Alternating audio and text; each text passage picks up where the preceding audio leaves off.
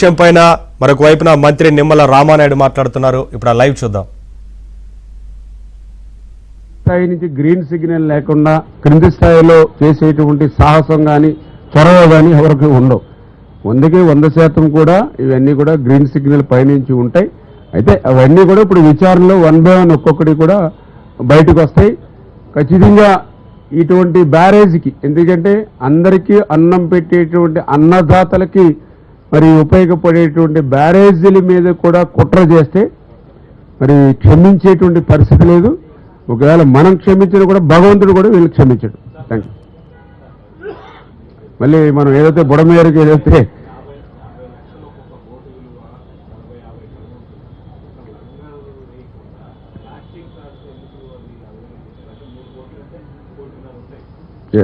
అదే ఇప్పుడు అనుమానాలకు తావు ఇచ్చేది అదే.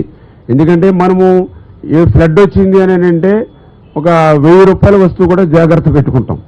అటువంటిది 40 లక్షల 50 లక్షల విలువైనటువంటి బోటు, అది కూడా ఒక బోటు కాదు 3 బోట్లు, అంటే దగ్గర 1,50,00,000 విలువైనటువంటి ఆస్తి.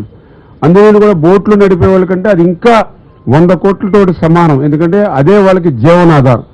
అటువంటి జీవనాధారమైనటువంటి 1,50,00,000 విలువైనటువంటి 3 బోట్లు ఒకే యజమాని ఒకే తాడుకి కట్టడం, అది కూడా ఈ ప్రమాదానికి ముందు మాత్రమే ఆ ప్రాంతానికి తీసుకురావడం, ఇవన్నీ కూడా 1 by 1. అందుకే ఈరోజు ఇది యాదృచ్ఛికంగా జరిగితే, ప్రమాదం జరిగితే ఏదో ఒక పడవ రావాలి, ఒక బోట్ రావాలి, లేదా డిఫరెంట్ టైమింగ్స్లో రావాలి.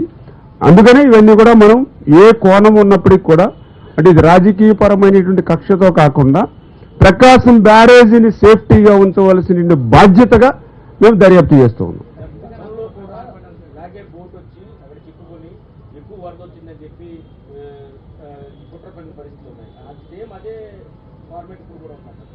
అదే ఇప్పుడు అనుమానాలు తావిచ్చేది అదే. ఎందుకంటే గతంలో కూడా ఒక బోట్ను కూడా ఆ రోజు ఉద్దేశపూర్వకంగానే పంపించి ఆ రోజు వాటర్ లెవెల్ పెంచి ఆ రోజునటువంటి ప్రతిపక్ష నాయకుడు మునిగిందనేటువంటి ప్రయత్నం కోసం ఆ రోజు బోట్ను పంపించి ఏదైతే ప్రకాశం బ్యారేజీకి నష్టం వస్తుందని తెలిసినా కూడా వాళ్ళు రాజకీయంగానే నిర్ణయం తీసుకుని ఆ రోజు ఎవరైతే చంద్రబాబు నాయుడు గారు నివాసం అద్దె ఇంట్లో ఏదైతే నివాసం ఉంటూ ఉన్నారో ఆ ఇంటిని కూడా నీరు తాకాలని ప్రయత్నం చేశారు. అందుకనే వాళ్ళ చరిత్రను బట్టి, ఎందుకంటే ఒక ఘనమైనటువంటి మంచి చరిత్ర ఉంటే జనరల్గా అంత అనుమానాలు కానీ ఇటువంటివి వచ్చినా 1-2 సార్లు ఆలోచిస్తారు, మాట్లాడతారు దాని గురించి.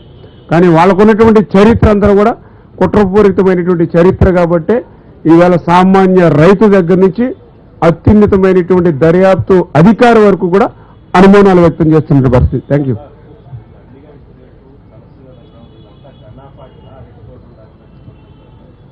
అవును, వాస్తవం. ఎందుకంటే ఇప్పుడు చంద్రబాబు నాయుడు గారికి జగన్మోహన్ రెడ్డి గారికి ఉన్న తేడా అటువంటిది.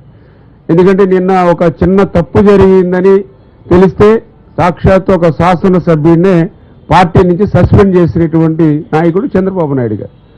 అదే జగన్మోహన్ రెడ్డి గారు అయితే మీరు చూస్తూ ఉన్నారు, సాక్షాత్తు ఒక దళిత బిడ్డని అత్యంత దారుణంగా హత్య చేయడమే కాకుండా ఆ డెడ్ బాడీని సైతం డోర్ డెలివరీ చేస్తే ఆయనకి సన్మానాలు సత్కారాలు బస్సుల్లో కూర్చోబెట్టుకుని మంత్రాలు జరుపుతాడు జగన్మోహన్ రెడ్డి గారు. అంటే అట్లాంటి డిఫరెన్స్ అనేది ఉంది. అంటే జగన్మోహన్ రెడ్డి గారికి ఏంటంటే ఈ రకమైనటువంటి నేరాలు ఘోరాలు చేసేటువంటి వాళ్ళు, కుట్రలు చేసేటువంటి వాళ్ళు, పచ్చి బూతులు మాట్లాడుతూ సభ్య సమాజం తలదించుకునేటువంటి విధంగా మాట్లాడే వాళ్ళకి ఆయన పదవులు ఇస్తాడు. ఆ రోజు అధికారంలో ఉంటే మంత్రులు, లేకపోతే సీట్లు, ఈరోజు పార్టీ పదవులు. అంచేత వాళ్ళకి ఉన్నటువంటి పార్టీలో ఇటువంటి వాటికి పాల్పడితేనే వాళ్ళకి మార్కులు పడతాయి. చంద్రబాబు నాయుడు గారంటే కష్టపడితేనే మార్కులు పడతాయి, ప్రజలకి సేవ చేస్తేనే మార్కులు పడతాయి. అక్కడ ఇటువంటి సమాజ సంఘ వ్యతిరేక శక్తులుగా, సంఘ విద్రోహ శక్తులుగా పనిచేస్తేనే అక్కడ మార్కులు పడతాయి. ఆ కోణంలోనూ కూడా వాళ్ళు పనిచేసి ఉండొచ్చు క్రింది స్థాయి నాయకులు.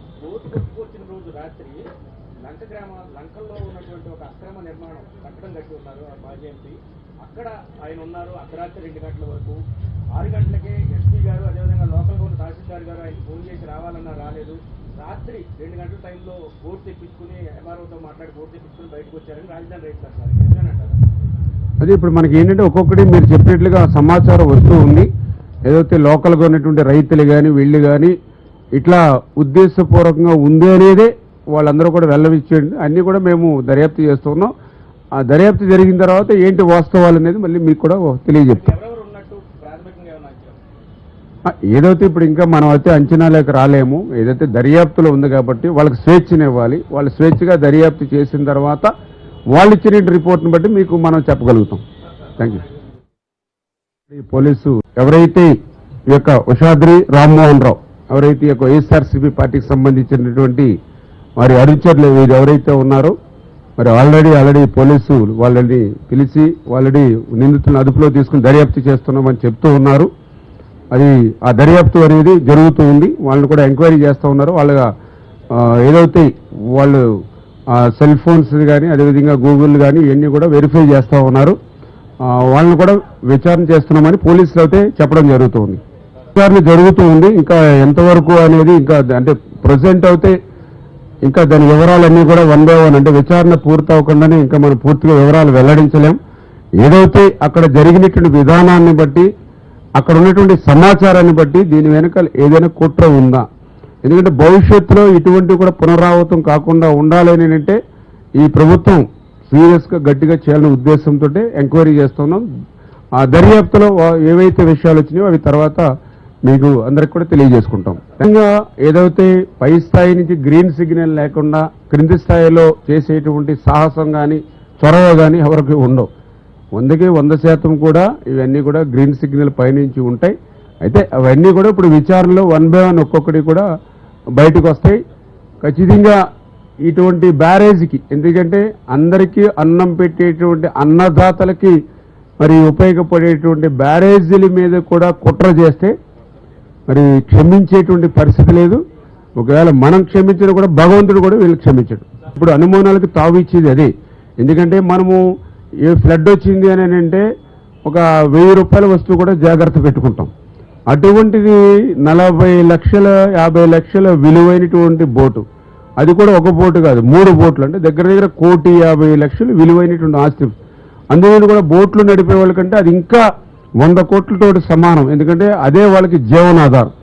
అటువంటి జీవనాధారమైనటువంటి 1,50,00,000 విలువైనటువంటి 3 బోట్లు ఒకే యజమాని ఒకే తాడుకి కట్టడం, అది కూడా ఈ ప్రమాదానికి ముందు మాత్రమే ఆ ప్రాంతానికి తీసుకురావడం, ఇవన్నీ కూడా 1 by 1. అందుకే ఈరోజు ఇది యాదృచ్ఛికంగా జరిగితే, ప్రమాదం జరిగితే ఏదో ఒక పడవ రావాలి, ఒక బోట్ రావాలి, లేదా డిఫరెంట్ టైమింగ్స్లో రావాలి.